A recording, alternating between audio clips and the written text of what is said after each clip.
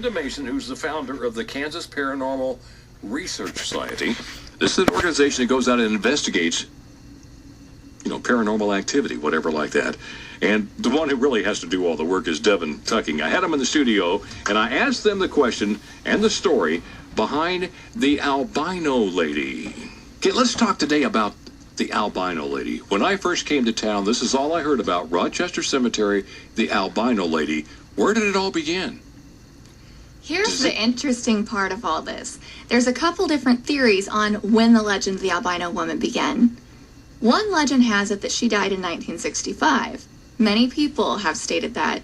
Another legend has it she died in 1963. Well, here's the interesting part to me. I've always loved ghost stories. I've always loved folklore. So the absolute first story I ever heard was from my mother talking about the albino woman and how when they were in high school they would go look for her. Well, my parents graduated in 1960 and 1962. So if they really were looking for the albino woman in high school, she wasn't even dead yet when the actual legend began of people parking there along Rochester Road looking for the albino woman as a ghost. She was still alive. So the rumor was way before she even passed on. Very possibly. Yes. Wow. It started before she ever died. Multiple stories. And like Devan said, I think it's just because of the way she appeared.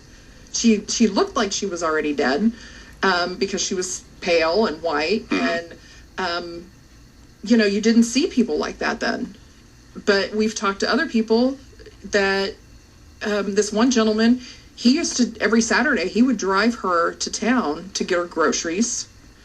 He and his son, and they would take her into town, get her, so she could get groceries because she didn't drive, of course, and take her home. And so I don't think she was dead when people were already out looking for her. I don't even think she was dead yet, and stories were being reported. So have we investigated the graveyard? We have not. No. Rochester Cemetery has not, to the best of my knowledge, had any paranormal teams allowed on the site. However, we've had plenty of accounts of her as an actual ghostly figure after her death, clear up until even currently.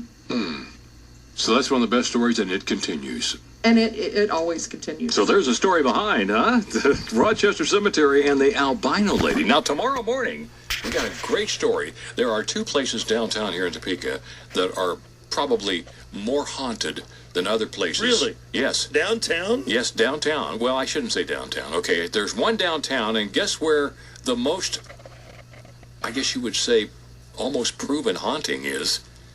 The Moose Lodge in North Topeka. Oh, man. That's on tomorrow morning right here.